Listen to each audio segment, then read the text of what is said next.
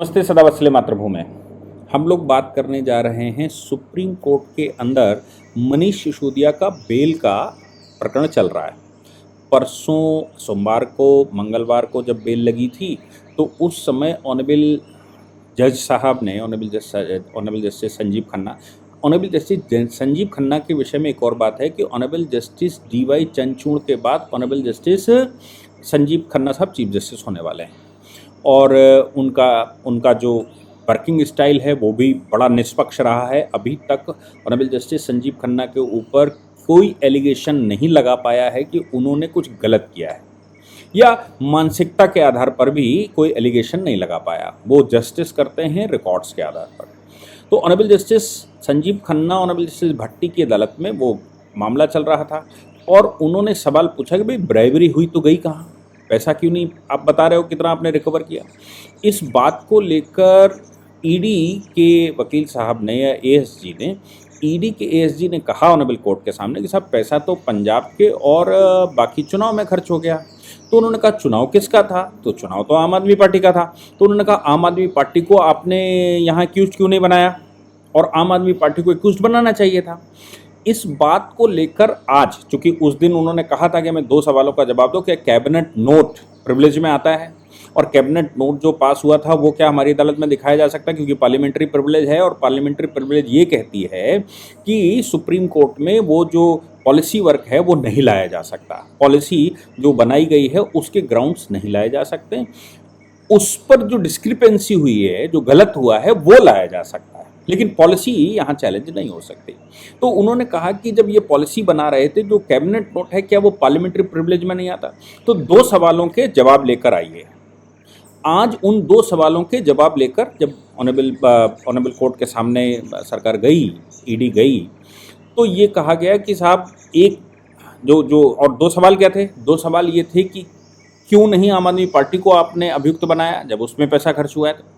तो उसकी बहुत सारी संभावनाएं दिखने लगी थी और ये लग रहा था कि नहीं, अब अगर आम आदमी पार्टी पर खर्च हुआ है और ये उसको एक्यूज्ड बना लेती है ईडी, तो फिर अरविंद केजरीवाल भी अंदर आने वाले हैं, क्योंकि वो संयोजक हैं आम आदमी पार्टी के। अभी तक सरकार के नाते तो कहीं साइनिंग अथॉरिटी है नहीं और वो केवल सरकार के मुखिया हैं। सरकार के मुखिया होने के नाते मोरल दायित्व तो उनका बनता है, लेकिन लीगली जब हम बात करेंगे तो लीगली अभी उस पर किसी प्रकार का कोई रिस्ट्रिक्शन नहीं मालूम पड़ रहा है। तो सवाल यहाँ पर ये पैदा होता है कि अब क्या आम आदमी पार्टी को जिस समय एक्यूज्ड बना लिया जाएगा तो एक्यूज्ड बनाने के बाद अंदर ढूंढा जाए, कॉर्पोरेट वेल लिफ्ट की जाएगी और अंदर ढूंढा जाएगा इसमें अपराधी कौन कौन है, इसमें कोई किसने खेल खेला और इसका रिस्पॉन्सिबिलिटी किस पर है। तो फिर ऐसे मामले में अरविंद केजरीवाल सामने आएंगे, वो संयोजक हैं। लेकिन आज इन 2 सवालों के जवाब देने के लिए जब कोर्ट फिर से खुली और सुनवाई शुरू हुई, और लंबे समय तक पूरे दिन की सुनवाई हुई, जब सुनवाई शुरू हुई तो लंच से पहले और लंच के बाद 2 अलग अलग बातें आई। अभिषेक मनु सिंघवी साहब ने ऑनरेबल कोर्ट के सामने कहा कि आज सुबह से इसलिए कहा होगा क्योंकि कल मैंने इस पर पूरा एक्सप्लेनेशन दिया था, तो मीडिया के पास गई होंगी, मीडिया ने सवेरे से चलाना शुरू किया, क्योंकि मीडिया चलाती तो है लेकिन आम आदमी पार्टी कहाँ तक फंस सकती है ये तो कोई लीगल इंटरप्रिटेशन वाला ही नहीं इंटरप्रिटेशन करेगा कि आगे संभावनाएं क्या है। उसकी संभावनाएं जब कल हमने बताई तो सुबह से न्यूज़ चैनल्स पर वो चलने लगा और सुबह से जो न्यूज़ चैनल पर चल रहा था उसमें ये कहा जा रहा था कि आम आदमी पार्टी इसमें दोषी हो जाएगी, आम आदमी पार्टी इसमें चक्कर में आ जाएगी। ये बात अभिषेक मनु सिंघवी साहब ने कोर्ट के सामने कह दी। उन्होंने कहा साहब आपने एक प्रश्न पूछा था, उस प्रश्न के आधार पर सवेरे से मीडिया ये चला रही है कि अब आम आदमी पार्टी एक्यूज होगी, कोर्ट ने ये कह दिया। ऑनरेबल कोर्ट ने कहा आप चिंता मत करिए, मैं किसी के इन्फ्लुएंस में नहीं आने वाला और मीडिया में क्या चलता है वो मुझे भी मालूम है। मैंने प्रश्न किया था और मैं इस आधार पर प्रश्न करना तो पहले नहीं छोड़ दूंगा। दूसरी बात ये भी है कि मैं उनके इन्फ्लुएंस में नहीं आऊँगा। हेडलाइंस मैंने भी पढ़ी है, मैंने भी देखी है कि क्या चल रहा है। आगे उन्होंने अभिषेक मनु सिंघवी साहब ने कहा कि देखिए साहब ये जो चल रहा है इसमें करप्शन हुआ है, ये सवाल है। अब जो ईडी कह रही है, ईडी पर, चूंकि ईडी पर ही बटन था, ईडी जो कह रही है, ईडी ने कहा कि साहब पैसा तो चुनाव में खर्च हो गया और उन्होंने कहा कि पैसे का करप्शन का मामला कहां से आया और कैसे खर्च हो गया, इसका आपके पास कोई सबूत है क्या, आपके पास कुछ सामान है क्या। तो जो पिछले दिन की प्रोसीडिंग चली उसमें जो लग रहा था कि कोर्ट किस करवट बैठ रहा है, जब आज प्रोसीडिंग चली तो ये सब धराशायी होते दिखाई पड़े। ईडी और सीबीआई के भी, मतलब आप सोचो कि उनके पास निरुत्तर हो गए। अभी फिर से अभी अभी अभी फिर कंटिन्यू रहेगी। अभी ना बेल ग्रांट की है ना बेल डिसमिस की है। अभी प्रश्न ओपन छोड़े हुए हैं, नए प्रश्न कोर्ट ने कर दिए। अब उन नए प्रश्नों के जवाब लेकर ईडी सीबीआई आएगी, तब फिर आगे बढ़ेगा इंस्ट्रक्शन। जो कोर्ट जो वकील को मिलेगा उसके आधार पर वो आगे बढ़ेंगे। तो सवाल उन्होंने जो नए किए, उन्होंने कहा कि भाई आप बताओ कैसे आपको लगता है। तो उन्होंने ईडी का जो रिप्रेजेंटेशन कर रहे हैं, उन्होंने कहा साहब ये पॉलिसी बनी है दक्षिण ग्रुप के इन्फ्लुएंस को करने के लिए, और दक्षिण जो लिक्विड ग्रुप्स हैं उनको लाभ देने के लिए किया गया। तो ऑनरेबल संजीव खन्ना ने ये कहा कि देखिए ये तो मैं नहीं स्वीकार करता, आप यही दक्षिण और उत्तर मत करिए, आप बताइए लिक्विड ग्रुप है, लिक्विड ग्रुप देश में है तो भारत एक है। तो उन्होंने बड़ी अच्छी बात की, उन्होंने भारत एक है, उसमें उत्तर दक्षिण पूर्व पश्चिम नहीं है। आप उसको उत्तर दक्षिण की तरफ क्यों इंडिकेट कर रहे हैं कि उनको दे दिया कि इनको नहीं दे दिया? भाई भारत में कोई भी कर सकता है और कोई भी बिडिंग कर सकता है। वो तो देश एक है, एक नागरिकता है, एक देश है, एक सिस्टम है, तो कहीं से भी कर सकता है और कहीं भी रिस्ट्रिक्शन नहीं है उत्तर वाला नहीं करेगा दक्षिण वाला नहीं करेगा। इसलिए उत्तर दक्षिण तो हमें स्वीकार नहीं, हम कह सकते हैं कि ये ऐसा बात ठीक हो गई। तो उन्होंने अब ये कहना शुरू करे लिक्विड जो ग्रुप्स हैं, तो उन्होंने कहा कि आप मुझे बताओ कि लिक्विड ग्रुप्स अगर पॉलिसी बनवाने की आप कह रहे हो कि उनके इन्फ्लुएंस में पॉलिसी बनी है, तो ऐसा कौन सा बिजनेसमैन है देश का जो ये नहीं चाहेगा कि पॉलिसी बनाते समय उसके मतलब की पॉलिसी बन जाए? ये तो सबकी विशेष होती हैं कि भाई पॉलिसी हमारे मन की बन जाए, और ये वो सजेस्ट भी करते हैं, सरकारें सजेशन लेती भी हैं। इसलिए ये कह देना कि साहब उनके सजेशन या उनके इन्फ्लुएंस में बन गई या उनको लाभ मिल रहा है, तो लाभ किसी को भी मिल सकता है। लाभ लेना कहाँ से बुरा है ये बता दो। लाभ, बिजनेसमैन अगर कोई लाभ लेने के लिए काम करता है तो ये कहाँ से प्रिवेंशन ऑफ करप्शन में आता है? सवाल यहाँ पर जो तुम्हारे सामने है वो ये है कि ब्राइबरी ली गई कि नहीं ली गई, इसमें रिश्वत हुई कि नहीं हुई। अगर इसमें रिश्वत हुई और उस रिश्वत के आपके पास एविडेंस हैं, तो आपने क्या किया कि आपके पास जो नहीं है, आपने ये पॉलिसी जो इन्फ्लुएंस में बनी और दक्षिण के या जो लिक्विड ग्रुप्स हैं उनके पक्ष में चली गई, उस आधार पर आप कह रहे हो, और आपके पास कोई एविडेंस तो है नहीं, आपके पास अप्रूवर है। अब अप्रूवर कौन है? जो उस पॉलिसी में इन्वॉल्व थे, जिनके थ्रू लाइजनिंग हुई थी, जिसको ईडी और सीबीआई कह रही है सब लाइजनिंग करी है, ये दिनेश अरोड़ा हैं, फलाना सिंह हैं, ढिमाके सिंह हैं, और ये लोग अप्रूवर बन गए, ये सरकारी गवाह बन गए। तो उन्होंने कहा ये सरकारी गवाह बन गए, ठीक है, इसके अलावा कुछ आपके पास है क्या?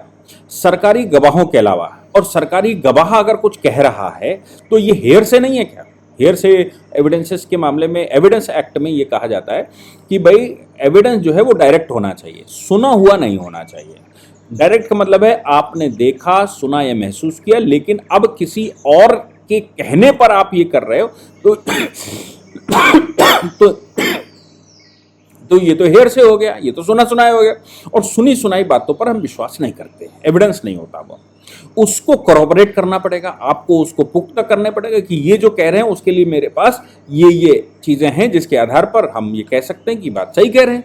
तो आपके पास ये बताइए कि आपके पास एविडेंस कहाँ है? आपके पास अगर एविडेंस हैं तो प्रस्तुत करिए और उन एविडेंसेस को बताइए।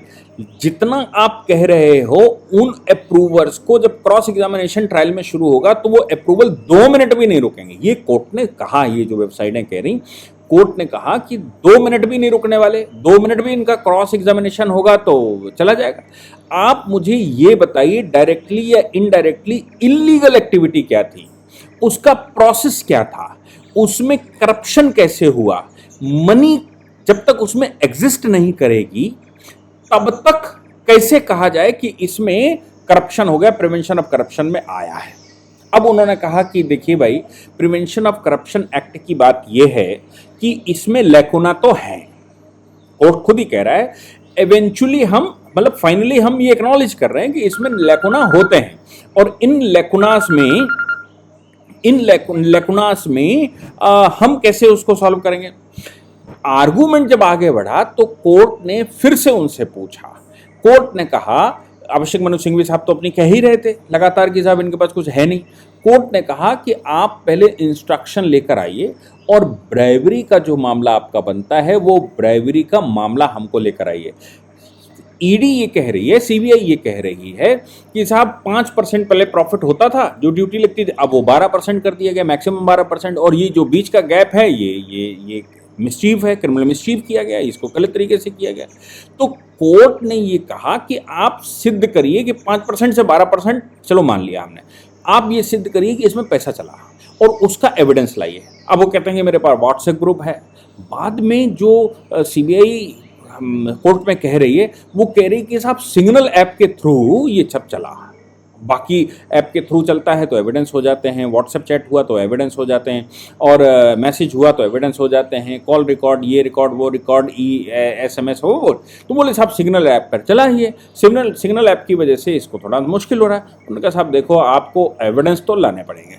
अगर आपके पास एविडेंस हैं तो फिर आप मुझे बताइए कि वहाँ करप्शन हुआ है। आप जो इन्फ्रेंसेस आप कह रहे हो वो आप किसी कंक्लूजन पर पहुंच गए, और वो जो कंक्लूजन पर आप पहुंचे वो बिना एविडेंस के नहीं होना चाहिए। आपने बता दिया कि भाई ये इनको लाभ 5% से 12% लाभ हो गया, ये उनको हो गया, ये अप्रूवर आपको कह रहा है कि साहब हमारे अध्यक्षता में ऐसा हुआ, हमने ऐसा कर दिया, वैसा कर दिया, और इतना पैसा दिया, इतना लिया। वो सब कुछ एविडेंस पर चाहिए, और अप्रूवर हेयर से नहीं होना चाहिए कि उसने कुछ भी कह दिया और आपने मान लिया। इसलिए इस मामले में आपको मैं फिर से समय देता हूं, और अब आप कोई पुख्ता चीज़ हमारी अदालत में लेकर आइए जिससे ये पता लगे कि इसमें करप्शन हुआ है। आपकी बात से हम सहमत हो सकते हैं, आपकी बात में जान हो सकती है, आप जो स्टोरी बना रहे हैं वो सत्य हो सकती, ना सत्य और असत्य की यहाँ पर कोई बात नहीं है।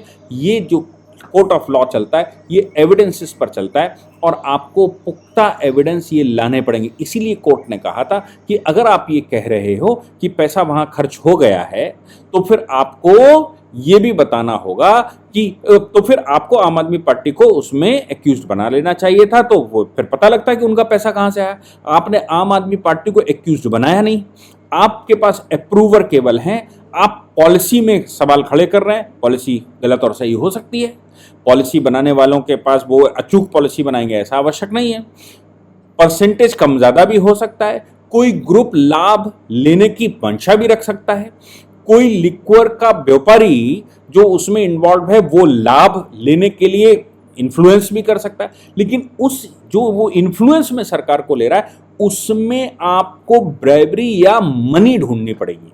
आपको बताना पड़ेगा कि इससे अनुचित लाभ क्या लिया गया, और अनुचित लाभ इन कंसिडरेशन क्या वापस मिला, क्या उनको मिला, ये सब आपको बताना पड़ेगा। अगर आप उसको नहीं बता पा रहे हैं तो फिर आपका केस कमजोर है और ये कोर्ट ऑफ लॉ में नहीं चलने वाला।